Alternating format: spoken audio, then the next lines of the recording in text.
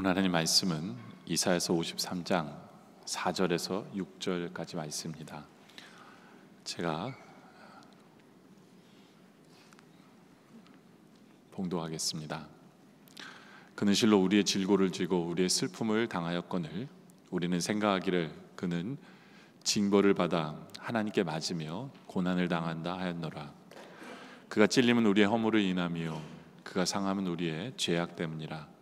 그가 징계를 받음으로 우리는 평화를 누리고 그가 채찍에 맞음으로 우리는 나음을 받았도다. 우리는 다 양 같아서 그릇 행하여 각기 제 길로 갔거늘 여호와께서는 우리 모두의 죄악을 그에게 담당시키셨도다. 아멘. 오늘 본문은 우리 예수님께서 이 땅에 오시기 전 700년 전에 선지자 이사야가 예언한 말씀입니다. 예수님이 오시기 전에 700년 전에 쓴 말씀인데 너무나도 정확하게 예수님의 고난에 대해서 설명해 주고 있는 말씀입니다. 그러다 보니까 자유주의자들은 이건 말도 안 된다. 어떻게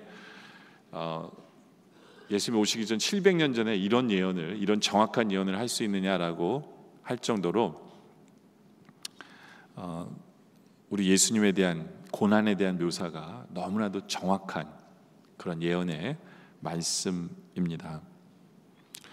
중요한 것은 우리 예수님께서 이 같은 고난을 당하셨기에 우리는 그 은혜 때문에 우리가 누리는 것은 너무나도 많다라는 것입니다. 마치 부모가 고난을 당해서 자녀가 많은 유익과 열매를 맺는 것처럼, 마치 농부가 많은 고난을 당함으로 말미암아 풍성한 열매로 나타나는 것처럼 나의 주님 예수님께서 고난을 당하셔서 우리는 그 은혜로 말미암아 너무나 풍성한 은혜를 누리고 있는 것, 그것이 우리의 모습이다 라는 것입니다. 우리가 읽은 이 세 절은 짧지만 가장 많이 나오는 단어가 무엇입니까? 우리라는 단어입니다. 이 세 절에 9번이나 나오죠. 그는 실로 우리의 질고를 지고 또 우리는 생각하기를 그가 찔림은 우리의 허물 때문이고 그가 상함은 우리의 죄악 때문이고, 그렇죠? 우리는 평화를 누리고 우리는 나음을 받았고 우리는 다 양 같아서, 우리라는 단어가 9번이나 나옵니다. 왜 그럴까요? 왜냐하면 우리 하나님 마음속에는 우리밖에 없기 때문에 그래요. 마치 부모의 마음속에 자식뿐인 것처럼 우리 하나님 마음속에 우리밖에 없으세요. 그래서 우리 때문에 하나님께서는 독생자 예수 그리스도를 이 땅에 보내시고, 보내신 정도로 끝나는 것이 아니라 이 땅에 오셔서 수많은 고통과 아픔을 겪으시고 수치와 고난을 겪으시고 가시관을 쓰시고 십자가를 지시고, 십자가를 지셔서 물과 피를 다 쏟으시고, 다 우리를 위해서라는 것이죠. 우리를 위해서. 바로 그 우리를 위한 그 고난의 은혜 때문에 우리가 지금 누리고 있는 것이 무엇일까요? 이 말씀은 예수님이 오시기 전 700년 전의 말씀입니다. 그런데 이 말씀을 처음 받은 이사야 선지자 시대의 사람들은 이해를 하지 못하고 제대로 은혜를 누리지 못했어요. 이제 예수님이 이 말씀대로 오셔서 이 말씀대로 이루셨던 그 당시에도 수많은 유대인들은 그 은혜를 제대로 누리지 못했어요. 이해도 못했어요. 그러나 중요한 것은 이 시간 우리에게 질문하고 싶은 것은 바로 이것입니다. 예수님의 십자가의 고난 때문에, 예수님의 고난 때문에 우리는 무엇을 누리고 계십니까? 나의 간증은 무엇입니까? 이 질문을 우리가 드리고 싶고 그것에 대한 답을 얻기를 소원합니다. 그래서 오늘 설교 제목이 예수님의 고난 때문에예요. 예수님의 고난 때문에 우리가 누리는 은혜가 무엇인가라는 것이죠. 첫째로는 우리가 너무나도 잘 아는 대로 나의 죄를 사해 주신 은혜입니다. 어느 교회에 세례를 받기 위해서 세례 공부를 시키고 있었습니다. 그리고 공부를 마친 사람들은 드디어 이제 목사님과 세례 문답을 하게 됩니다. 근데 어느 집사님이 시어머니를 전도했어요. 그래서 드디어 이제 시어머님이 세례 교육을 받고 문답을 하게 되었어요. 근데 걱정이 되는 거예요. 며느리가 우리 어머님 대답을 잘 하실까? 그래서 어머니한테 가서 그랬어요. 어머님, 목사님이 어머니에게 질문할 예상 문제들 몇 가지 드릴게요. 그래서 이 대답을 잘 하시는지 제가 먼저 볼게요. 그리고 어머니한테 이제 물어봅니다. 어머님, 예수님이 왜 죽으셨습니까? 라고 질문을 하면 어머님이 목사님에게 이렇게 얘기해 주세요. 나 때문에 죽으셨습니다 라고 얘기해 달라고 어머니에게 답을 가르쳐 줬어요. 그리고 그날 이제 주일날 어머님이 드디어 목사님 앞에 가서 질문을 받습니다. 왜 예수님이 십자가에 달려 죽으셨습니까? 하자마자 시어머니는 얼른 이렇게 대답합니다. 네, 그것은 우리 며느님 때문에 죽으셨습니다 라고 대답을 했습니다. 왜냐하면 며느리가 나 때문에 죽었다라고 얘기를 하라고 그러니까 며느님 때문이라고 얘기했어요. 여러분들, 예수님이 십자가에 달려 죽으심은 나와 무슨 상관이 있습니까? 우리가 전도를 해보면 예수님이 당신을 사랑합니다 그러면 별로 이렇게 싫어하지 않아요. 근데 예수님이 당신을 위해 죽으셨습니다 라고 하면 싫어해요.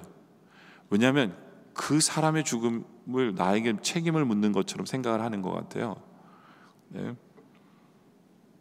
근데 예수님 당시에도 그랬어요. 예수님이 이 땅에 오셨을 당시에도 그랬어요.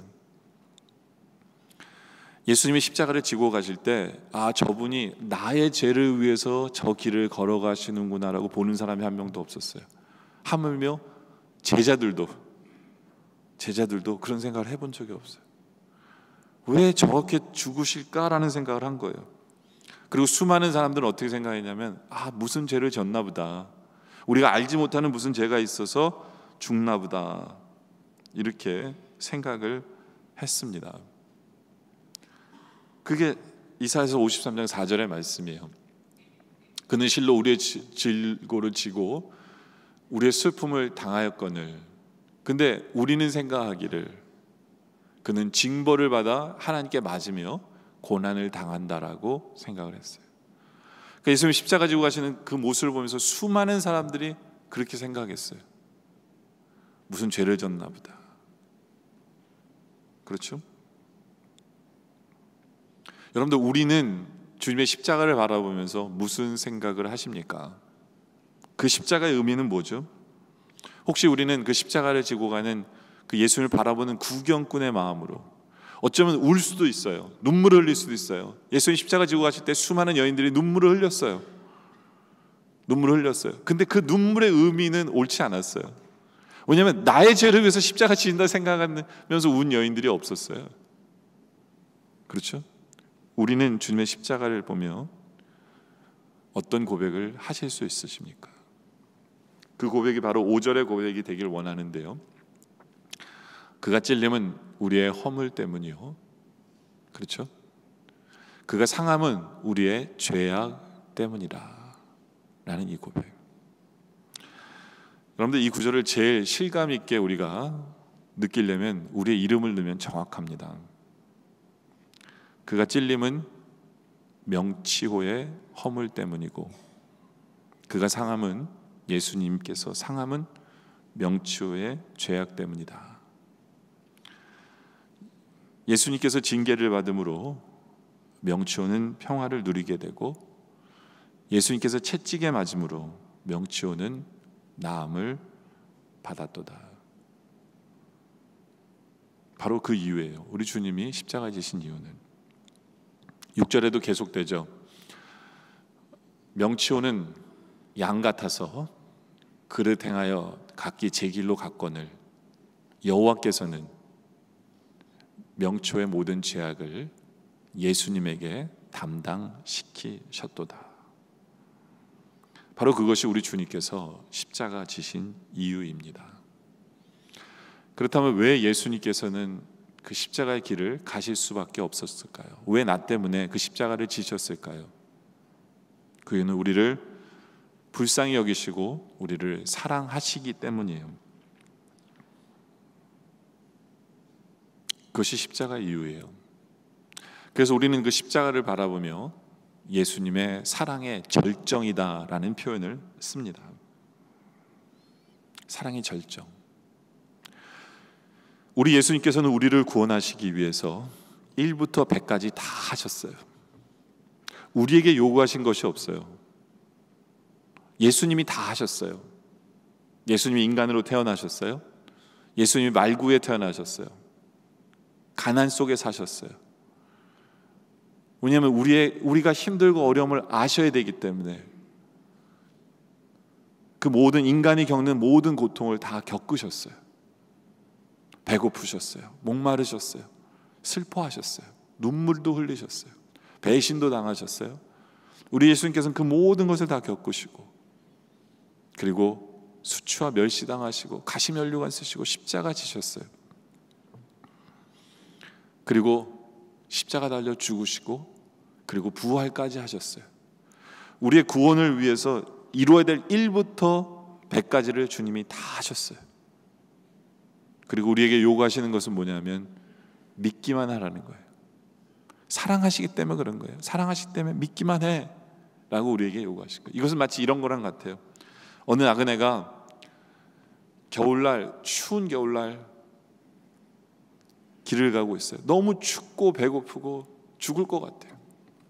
그런데 어떤 사람을 만나는데 그 사람이 자기 집으로 초청을 합니다. 내가 당신을 우리 집에 초청합니다. 우리 집에는 먹을 것도 있고요, 당신을 위해서 준비해놨고요, 당신이 따뜻하게 씻을 목욕물도 준비해놨고 따뜻한 방도 준비해놨습니다. 이제 당신이 할 일은 여기에 키가 있으니까 이 키를 받으시고 그 집에 들어가십시오 라고 얘기하면서 키를 줍니다. 그런데 이 키를 주는데 이 사람이 이렇게 얘기합니다. 나는 지금 당장 배가 고픈데 왜 이 키를 줍니까? 예? 라고 이야기를 하면서 그 키 받는 것을 거부합니다. 그럼 어떻게 될까요? 모든 것이 주인이 다 준비해놨어요. 이제 키만 받고 문만 열고 들어가면 돼요. 근데 그걸 거부하면 이 사람은 누리지 못하죠. 마찬가지예요. 우리 예수님께서는 다 준비해 놓으셨어요. 이제 믿으면 돼요. 그게 키예요. 우리에게 요구하시는 건 정말 미니멈이에요. 믿으면 돼요. 그런데 많은 사람들이 거부합니다. 왜요? 이해가 안 돼서 그런 거예요. 이해를 하지 못해서. 키를 줬을 때 왜 나에게 키를 줍니까? 당신이 뭔데? 이렇게 이해가 안 되는 거예요. 그 사랑이 엄청나기 때문에, 세상 사람들이 이해할 수 없는 사랑으로 우리를 사랑하기 때문에 이해가 안 되는 거예요. 그래서 거부해요. 나는 아무것도 한 것이 없는데 왜 나에게 그러십니까? 하면서 거부하는 거죠. 우리의 주님의 사랑은요, 우리가 이해할 수 없는 그 엄청난 사랑으로 우리를 사랑하시는 거예요. 그래서 우리의 모든 죄를 위해 십자가 지신 거예요. 다 사해 주시기 위해서. 그것이 주님의 고난이 우리에게 주는 은혜예요. 여러분들, 우리는 그 은혜를 받았어요. 그 은혜를 진심으로 받았다면 이제 우리가 변화되어야 되는 거죠. 그렇죠? 그 은혜 앞에서 우리는 어떻게 살아야 될까요? 우리는 이제는 내가 그 은혜를, 죄인인 나를 사랑해 주신 그 주님 때문에 이제는 죄인인 다른 사람을 하나님의 시선으로 바라봐야 돼요. 용서할 수도 있어야 돼요. 그것이 우리의 모습이어야 돼요. 영화의 한국 제목으로는 질긴 잡초라는 영화가 있어요. 아이런 위드라는 거기 보면 잭 니콜슨과 메릴 스트립이라는 두 주인공이 이제 술을 먹고 나오는데 술에 이미 취해서 쓰러져 있는 여인을 바라봅니다. 그래서 잭 니콜슨이 이런 얘기를 해요. 이 사람 술에 취했나 보네. 근데 이 사람이 누구지? 예? 뭐 불황자인가? 이랬더니 옆에 있던 사람이 그런 얘기를 해요. 이 사람은 평생 불황자였습니다. 근데 그럼 불황자 이전에는 이 사람이 뭐였지? 했을 때 옆에 있는 사람이, 이 사람은 원래 알래스카 창녀입니다 라고 얘기를 해요. 그러니까 잭 니콜슨 뭐라 하냐, 그래도 평생 창녀는 아니었을 거 아니냐고. 이 사람 원래 뭐였지? 라고 했을 때 그 사람이 뭐 어린 애였겠죠, 뭐 이렇게 당연한 대답을 해요. 그때 잭 니콜슨이 뭐라고 얘기하면, 어린 애였다면 이건 대단한 거지. 불황자도 아니고 창녀도 아니고 얘는 어린 아이다. 이건 대단한 거야. 우리는 데리고 들어가서 돌봐야 된다라는 표현을 쓰고 있습니다. 이 두 사람의 대화는요, 이 에스키모 창녀의 여인을 은혜 렌즈로 바라본 거예요. 사회 눈으로는 불황자요 창녀이지만 이들은 어린 아이로 바라본 거예요. 지금은 망가진 형상일지언정 하나님의 형상으로 지음받은 한 사람의 모습으로 바라보는 이 눈, 이것이 용서받은 우리들이 해야 될 일이에요. 모든 사람을 우리는 그렇게 봐야 돼요. 모든 사람을 하나님이 사랑하시는 천하보다 귀한 영혼으로 바라봐야 돼요. 왜요? 나도 죄인이었었기 때문에. 그런 시선으로 바라보면 우리도 용서해야 돼요. 용서해야 돼요. 그것이 용서받은 자의 우리의 모습이에요. 은혜 때문에 우리는 이렇게 살아야 돼요. 내 죄를 사해 주신 은혜 때문에. 그리고 또 우리는 내 죄를 사해 주신 은혜 때문에 어떻게 살아야 되냐면 죄를 미워해야 돼요. 죄 앞에서 덤덤해서는 안 돼요. 여러분들 2차 세계대전 때 독일 군인들이 나치가 유대인을 600만 명을 죽였어요. 어떻게 죽일 수 있었을까요? 그들도 양심이 있었을 텐데 어떻게 그렇게 수많은 사람을 죽였을까? 왜냐하면 그들도 알았어요. 양심의 문제 때문에 이렇게 많은 사람을 못 죽일 걸 알았어요. 그래서 독일에서 머리를 썼어요. 어떤 머리를 썼냐면 수만 명이 있는 수용소 안에 화장실을 하나만 만들어놨어요. 하나만. 그러니까 어떤 일이 벌어질까요? 사람들이 화장실을 쓸 수가 없는 거예요. 그러니까 어떻게 되냐면 온통 수용소 안이 이 화장실 냄새로 진동하는 거예요. 왜냐하면 사람들이 볼 일을 봐야 되는데 화장실을 쓸 수가 없으니까 온통 사람들이 한마디로 말하면 뒤집어 쓰는 거예요. 그러니까 배설물과 함께 사는 거예요. 배설물과 함께. 왜 그렇게 했을까요? 독일 군인들이 그 사람들을 바라보면서 뭘 느끼게 하냐면 저 사람들은 인간이 아니야. 저 사람들은 짐승들이야 라는 것을 이미지를 심어주는 거예요. 그래서 그 짐승들이라는 이미지 때문에 난 사람을 죽이는 게 아니라 짐승을 죽이는 거야 라고 했기 때문에 좀 더 쉬웠던 거예요. 그래서 그 수용소에서 살아남기 위한 법칙이 있었어요. 그리고 그 법칙대로 실제로 이루어졌어요. 그 법칙이 뭐냐면 인간의 자존심을 버리지 않는 사람만이 살아남았어요. 그 자존심을 어떻게 지켰느냐? 그 추운 날 이들에게 배급이 되는 것은 따뜻한 물 한 컵씩이었어요. 따뜻한 물 한 컵씩. 그리고 빵이랑. 근데 이 따뜻한 물 한 컵을 가지고 유대인들이 고민을 합니다. 어떤 고민하냐면 이걸 다 마셔버릴까? 이걸 다 마시면 추우니까 따뜻한 게 들어가니까 몸도 좋고 목마름도 가실 수 있어요. 그런데 이들이 고민한 게 뭐냐면 반만 마시고 반으로 이 물 가지고 나를 씻자라고 결정을 합니다. 그래서 참 많은 사람들이 어떻게 하냐면 반은 마셔요. 근데 그 물도 악취가 나는 물이에요. 근데 반은 마시고 그 반으로 어떻게 하냐면 수건에다가 물을 적셔서 이를 닦고 그 물로 얼굴을 닦아요. 그런데 신기하게도 자기 스스로를 닦는 사람들만이 살아남아요. 어떤 사람은 닦다가 포기를 해요. 왜 포기하냐? 내가 이거 가지고 닦는다고 해도 다 씻는 것도 아니잖아요. 내 몸을 다 씻을 수 있는 것도 아니잖아요. 그러니까 하면 뭐가 무슨 소용이 있나 하고 포기하고 다 마셔요. 그런데 며칠 지나 보면 그 사람은 죽음의 길을 걸어가는 것을 보게 돼요. 그래서 그 수용소에서 이들의 고민이 그거였어요. 그래서 수용소에서 있어 살아남은 네벤스키라는 사람은 이런 고백을 해요. 그 책에서 뭐라고 고백했냐면 매일 반 컵의 물을 들고 씻을 것인가 아니면 먼저 다 마실 것인가를 고민하여 했다. 그런 날마다 자신과 싸워 빈 컵에 물을 들고 독인에 대하여 무언의 함성을 지르고 있었다. 절대로 너희들이 의도대로 나는 죽지 않겠다. 어떻게 하든지 살아남아 이 잔혹한 현실의 증인이 되겠다. 그러나 만일 살아남지 못하고 죽는다고 해도 절대로 너희들의 의도대로 짐승으로 죽어주지는 않겠다. 끝까지 인간으로 살다가 인간답게 인간으로 죽겠다. 정말 대단한 고백이죠. 결국은 이 사람은 살아남아서 이 책을 쓰게 됩니다. 저는 이것을 바라보면서 이 책을 읽으면서 이런 생각이 들었어요. 무슨 생각이 드냐면, 우리가 살아가고 있는 이 세상은 배설물로 더럽혀진 세상과 같아요. 그 죄는요, 배설물보다 더 더러워요. 여러분들, 그와 같은 세상에 살면서 깨끗하게 산다는 것은 거의 불가능한 일이면 틀림없어요. 그래도 그 반컵의 물을 가지고 자신을 씻으려고 했던 그 유대인들과 같은 그 정신으로 살아가야 되지 않을까라는 생각을 해요. 그와 같은 프라이드로 살아가야 되지 않을까. 우리는 인간인 것보다 더 귀한 하나님의 자녀예요.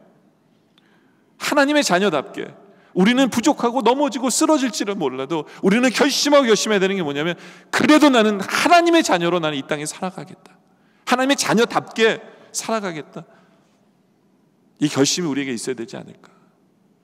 정말 그 유대인들은, 저는 비슷하다고 생각했는데 다른 점이 하나가 있어요. 그게 뭐냐면, 그 유대인들은 독일인의 강압에 의해서 그렇게 살 수밖에 없었어요. 그렇죠? 차이점은 우리는 우리 스스로가 지은 죄예요. 우리 스스로가 지은 죄예요. 우리 스스로가 지은 죄 앞에서 우리 예수님께서 피 흘려 주셔서 우리를 의롭게 해주신, 우리는 그 은혜가 있는 사람이에요. 그 사람들은 은혜가 없어요. 그럼에도 불구하고 그들의 자존심을, 인간의 존엄성을 지키기 위해서 그런 결단을 했는데, 우리는 은혜를 이미, 은혜 때문에 은혜 받은 사람이잖아요. 그럼 우리는 더 결심해야 되지 않아요? 우리는 아예 그 죄 때문에 내가 사모하는 주님이 십자가 지신 것을 기억하며 죄를 미워하며 살아야 되는 것, 그것이 우리의 결단이 되어야 되지 않을까. 왜요?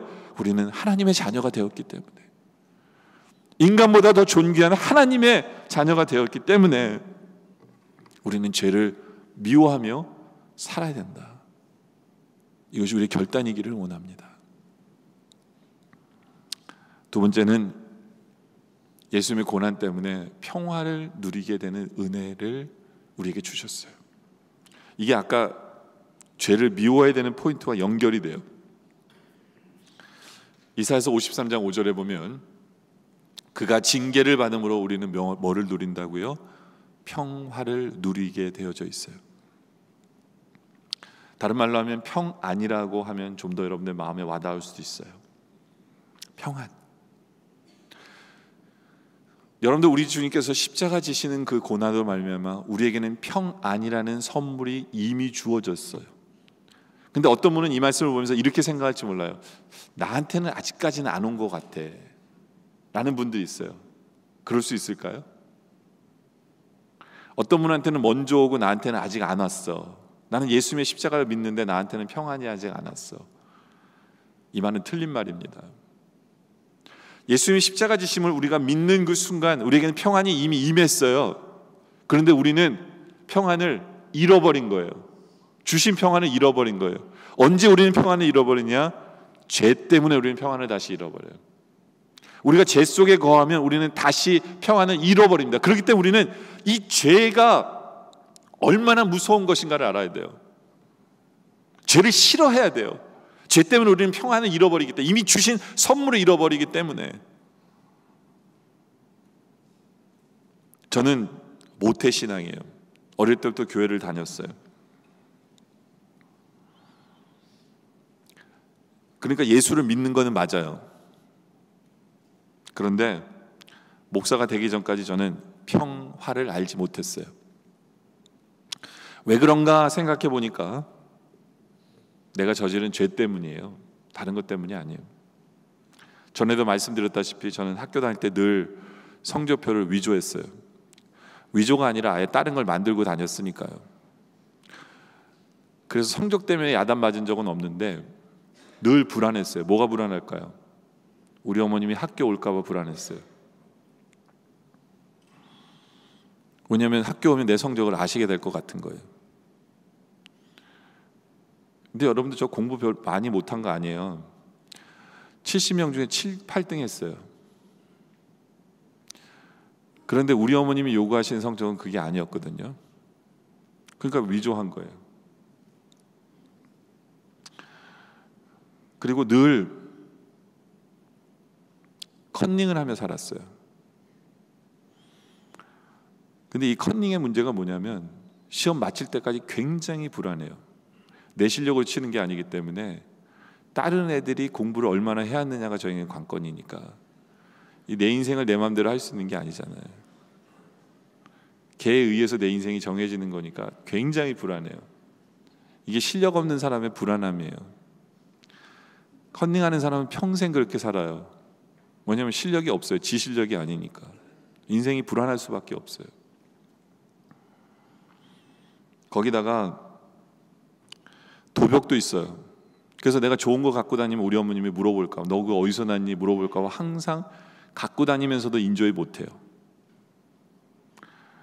그리고 물건을 훔치기 전에 항상 불안해요. 걸릴까 봐. 물론 세상 사람들 그것을 스릴이라고 얘기하지만 그건 불안함이에요. 불안함이에요. 그리고 늘 거짓말을 입에 달고 다녔기 때문에 거짓말이 탄로날까 봐 불안해요. 그리고 더 스트레스가 쌓이는 건 뭐냐면 내가 한 거짓말을 기억해야 안 걸리거든요.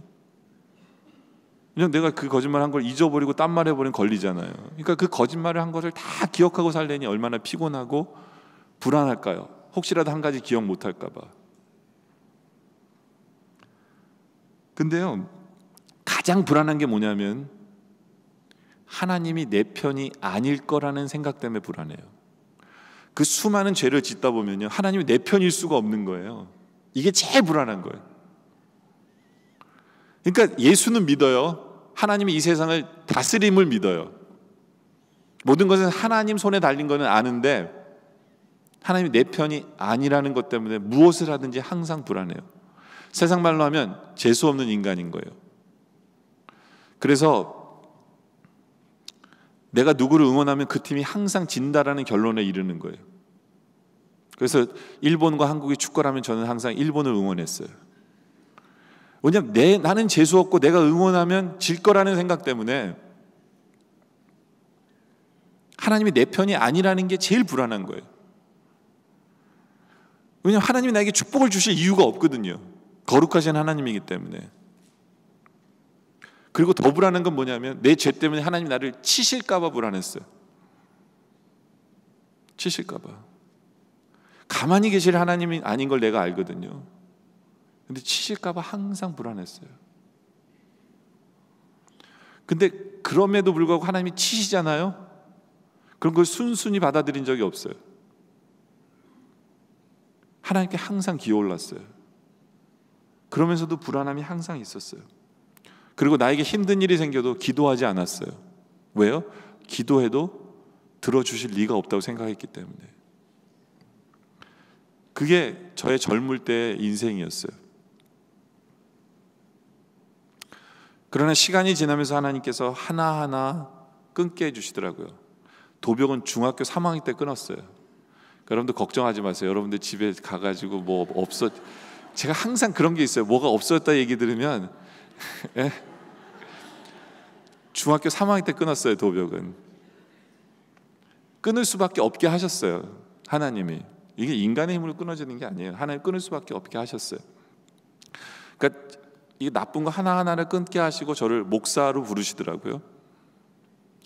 그리고 목사가 된 후에 저는 내가 목사가 돼서 내 삶이 평안을 누리는 줄 알았어요. 근데 보니까 평안을 누리게 하신 게 뭐냐면 죄를 끊게 하시고 죄가 없으니까 그 죄를 끊으니까 평안을 누리는 것을 체험하게 됩니다. 그래서 지금은 알아요. 참 평안이 무엇인지를. 그러나 중요한 것은 뭐냐면 저는 그때로 다시는 돌아가고 싶지 않아요. 그 당시에는 너무너무 정신적으로 피곤해서 평안이 없기 때문에 빼빼 말랐어요. 딱 하나 안 좋은 거는 살이 찐다는 거예요. 평안을 회복하고 나서는. 그거 빼고는 다 좋아요.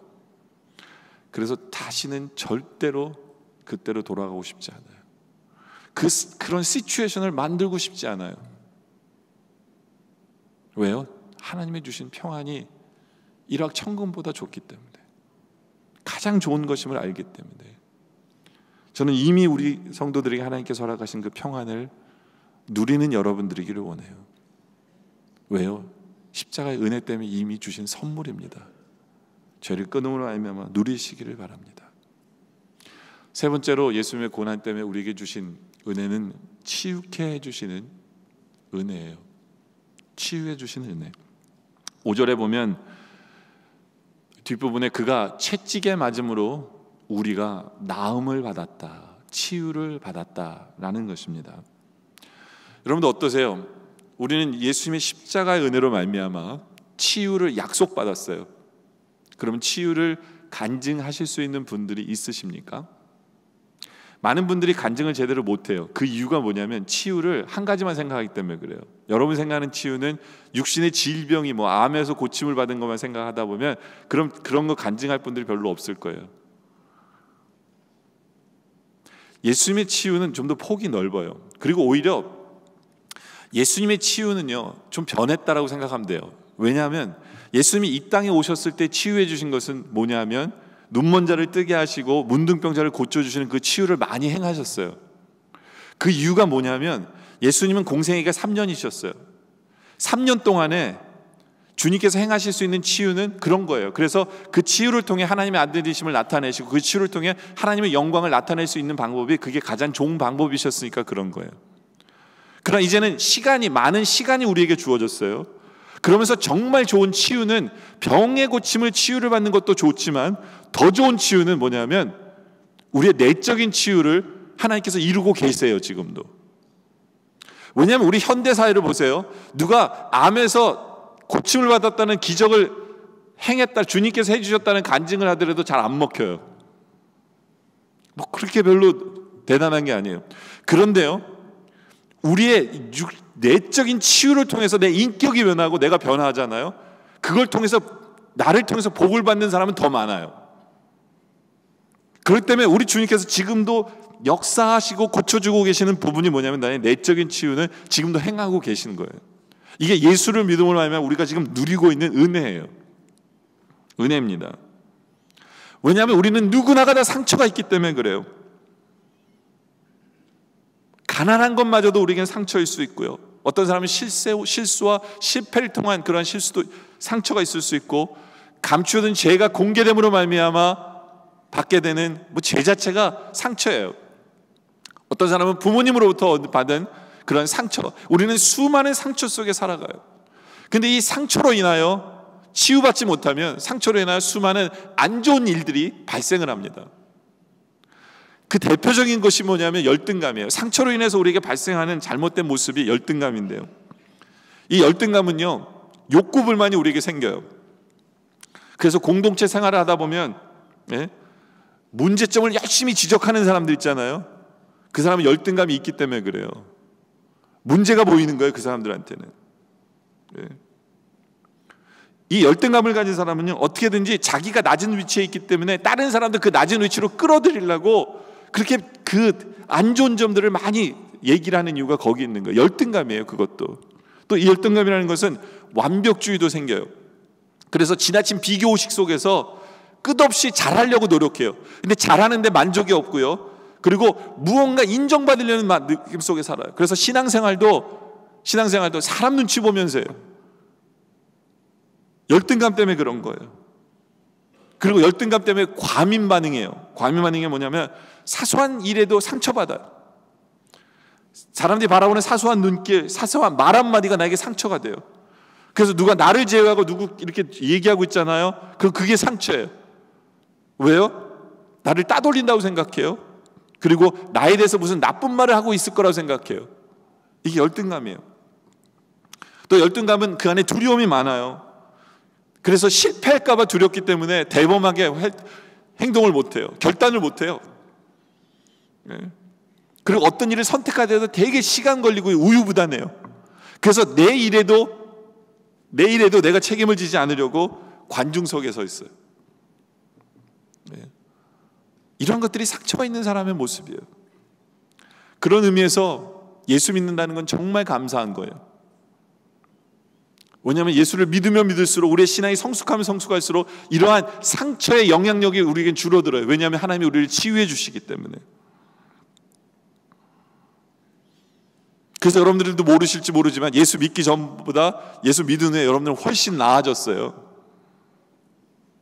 나아질 수밖에 없어요. 왜냐하면 성령님이 가만 내버려두지 않기 때문에. 우리는 예수를 믿는 그 순간 우리는 치유가 이미 시작됐어요. 이러한 스텝을 통해서. 어떤 스텝이냐면, 첫째는 문제를 직시하게 만들어요. 그것이 첫 번째예요. 문제를 직시하게 합니다. 그 문제를 제대로 반응하게 봐요. 옛날에는 어떤 문제가 생기면 이 사람 때문에, 이놈 때문에 이랬는데요, 이제는 정확하게 그 문제가 나에게 있어서 나를 돌아보게 해요. 그래서 결국에는 그 문제를 직시하면서 뭐 하게 하냐면 회개하게 만드는 거예요. 회개하게 만드는. 이 회개라는 것이 이 치유에 있어서 엄청나게 중요한 거예요. 나를 돌아보며 나를 제대로 변화시키게 만드는 것이 회개예요. 회개예요. 그리고 회개했을 때 하나님은 용서해 주시는 그것 자체가 치유의 베이직이 얼마나 중요한 건지 몰라요. 두 번째는 그 관계에 관련 있는 사람을 이해하고 용서하게 만들어요. 왜 저 사람은 저 행동을 하지? 예전에는 오해하게 만들었는데 이제는 그 사람에게 보복하려거나 감정적으로 반응하지 않아요. 오히려 정말로 그 사람이 그랬다면 용서하는 마음이 우리에게 들고요, 그리고 바르게 해석하게 만들어요. 여러분들, 우리가 살아가는데 성경 해석도 정말 중요하지만 우리 인생 해석도 되게 중요해요. 우리 안에 어떤 문제가 발생하고 어떤 일이 발생하잖아요. 그러면 예수를 믿기 전에는 우리는 좌절해요. 그러나 예수를 믿은 후에는 우리는 그 해석을 어떻게 하냐면 하나님의 선하신 의도로 바라보게 돼요. 하나님의 선하신 의도, 하나님의 해석을 하는 거예요. 결국에는 선을 이루신 하나님으로 해석을 해요. 그리고 이게 우리 인생 해석도 중요하지만 남을 바라보는 해석도 굉장히 중요하게 돼요. 중요합니다. 예전에는 모든 것이 상처로 해석하지만 이제는 용서로 바라보게 돼요. 그리고 어쩔 때는 이해로 바라보게 돼요. 여러분들, 우리가 어떤 사람의 행동을 잘못 오해하면요, 인간관계가 깨질 수 있어요. 그러나 이제는 하나님께서 우리 안에 용서의 마음을 주시고 사랑의 마음을 주셔서 이제는 더 넓은 각도로 바라보게 하고 결국에는 용서하게 하세요. 여러분들, 우리가 남을 용서할 수 있다는 것이, 이것이 얼마나 큰 치유의 방법인지 아세요? 내가 남을 용서하는 건요, 그 사람을 위해서가 아니라 나를 위해서 꼭 해야 되는 거예요, 이 치유에 있어서는. 근데 용서를 받았기 때문에 우리가 용서를 하게 하심으로 말미암아 우리의 치유하신 하나님을 우리는 체험하게 되는 거예요. 그리고 이게 나중에 그 사람을 용서하잖아요. 그럼 그거보다 더 얼티밋 골이 뭐냐면, 더 하이어 스텝, 더 성숙한 성도는 어떻게 되냐면 그 사람의 존재 자체를 우리는 감사하게 돼요. 나를 괴롭힌 그 사람이 존재함으로 말미암아 지금의 나의 모습이 되어져 있는 것을 바라보면서 오히려 하나님 앞에 감사하는 성도가 돼요. 이게 진정한 성숙한 성도의 모습이에요. 치유받은 성도의 모습이에요. 그래서 용서는 이렇게 표현합니다. 십자가의 삶이라고. 용서하는 건요, 힘들어요. 고난의 길이에요. 내가 져야 될 십자가예요. 그런데 그 사람의 존재 자체를 감사하는 건 그건 부활의 삶이에요. 그건 승리의 삶이에요. 내가 힘든 게 아니에요. 기뻐요. 그건 부활의 삶으로 표현을 합니다. 우리는 지금도 이 스텝을 밟아가고 있잖아요. 왜요? 우리를 치유하시는 역사 속에 살고 있기 때문에. 근데 이것으로 끝나는 게 아니에요. 세 번째는 은혜의 보좌 앞에 담대히 나아가게 돼요.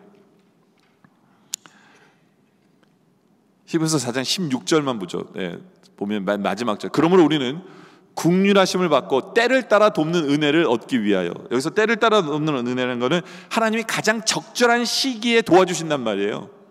그런데 그 은혜 때문에 우리 어떻게 돼요? 은혜의 보좌 앞에 담대히 나아가게 돼요. 은혜 보좌 앞에 담대히 나아가는 건 하나님께 맡기는 거예요. 그리고 마음이 편안해요. 하나님 맡기는 거예요. 왜요? 하나님이 내 편이시라는 확신이 있는 거예요. 모든 역사의 주인 되시는 그 하나님이 결국엔 선을 이루실 거는 걸 믿는 거예요. 그래서 우리는 하나님 앞에 나아가는 거예요. 네. 내 인생이 더 이상 외롭지 않다는 얘기예요. 왜요? 하나님이 나와 지금 동행하시기 때문에 뭐가 외로워요? 그렇죠? 누군가가 나와 함께 하신다는 이것은 얼마나 치유에 있어서 도움이 되는지 몰라요. 그건 치유의 결정적으로 필요한 거예요. 우리가 어려우면 어려울수록, 우리가 낮아지면 낮아질수록 우리 하나님의 은혜는 더 쌓여가는 것을 보게 하세요. 그것이 우리 하나님 지금도 치유하고 계시는 과정이에요. 우리는 그 속에 있어요. 그러다 보니까 우리는 네 번째로는 예수님 안에서 더 나은 삶을 꿈꿀 수밖에 없어요. 오히려 우리는 확신해요. 남들은 포기하고 좌절하고 절망하는데 오히려 우리는 하나님이 이루실 선에 대한 기대를 하세요. 하나님이 이루실 일에 대한 소망을 가져요. 소망을 가져요. 마태복음 25장에 보면 한 달란트 받은 종은 실패할까 봐 두려워서 땅에 묻어놔요. 그렇죠? 아무것도 하지 않아요. 근데 우리는 그런 삶을 살지 않아요. 우리는 지금 받는 상처에 연연하지 않아요. 왜요? 이것을 통해서 선을 이루실 거기 때문에, 우리로 정금처럼 나오게 하실 것이기 때문에. 우리는 지금도 우리를 부르시고 있는 그 소명에, 우리는 그 비전 때문에 우리는 더 익사이팅해요. 더 흥분해요. 잠언 29장 18절에 보면 이런 말씀이 있어요. 묵시가 없으면 백성이 방자에 행해요. 이 묵시라는 건 뭐냐면 비전의 말씀인 거예요.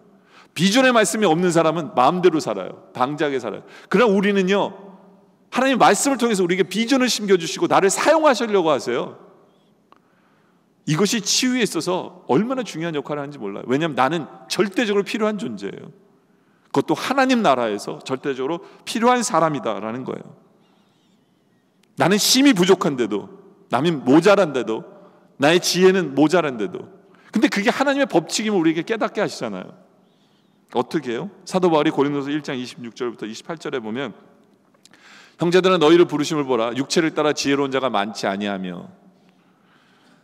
그러니까 우리 여기 앉은 모든 사람은요, 별로 지혜롭지 않아요. 능한 자도 많지 아니하며 능력도 별로 없어요.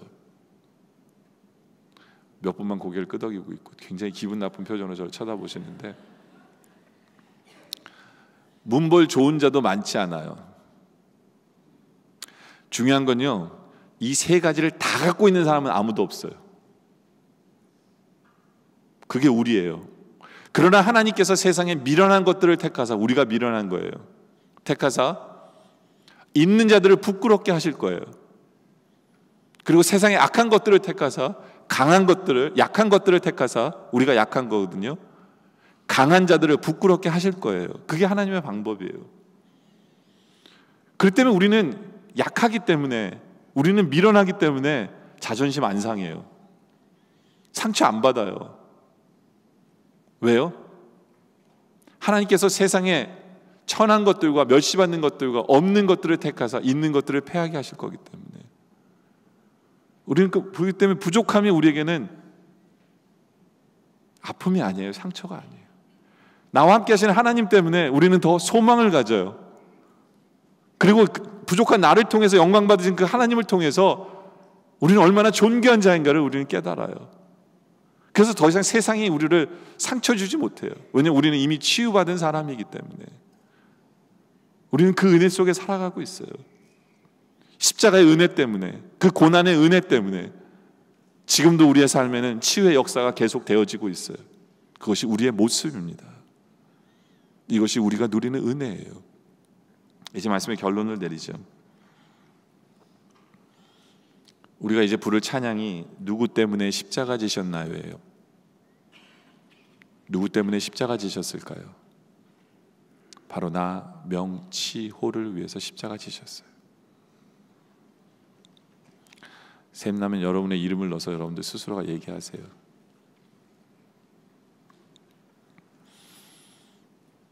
바로 그 십자가의 고난의 은혜 때문에 나의 모든 죄가 사함을 받았어요. 내가 미래에 질 모든 죄마저도 다 사함을 받았어요. 우리는 그 은혜 속에 살고 있어요. 그렇기 때문에 이제 우리도 다른 사람을 용서해 줄 수 있어야 돼요. 우리도 다른 사람 하나님의 시선으로 제발 바라보세요. 그리고 제발 내 사모하는, 내가 사랑하는 예수님이 그 죄 때문에 아파오신 것 기억하면서 이제는 죄를 미워하세요. 정말 그 은혜 때문에 결단하세요. 그리고 그래야 하나님께서 이미 주신 선물인 평안을 우리가 누릴 수 있어요. 그 좋은 평안을 제발 누리시는 우리 모두가 되길 원해요. 그리고 지금도 우리를 치유해 주시는 그 역사 속에서 우리가 감사하며 변화된 우리의 모습을 통해 이젠 다른 사람이 복을 누릴 것을 기대하면서 날마다 그 은혜를 붙잡고 그 은혜 때문에 살아가는, 은혜 때문에 승리하는, 은혜 때문에 하나님께 영광 돌리는, 은혜 때문에 변화되는 그런 우리 모두가 되어지시기를 주님의 이름으로 축원합니다. 기도드리겠습니다.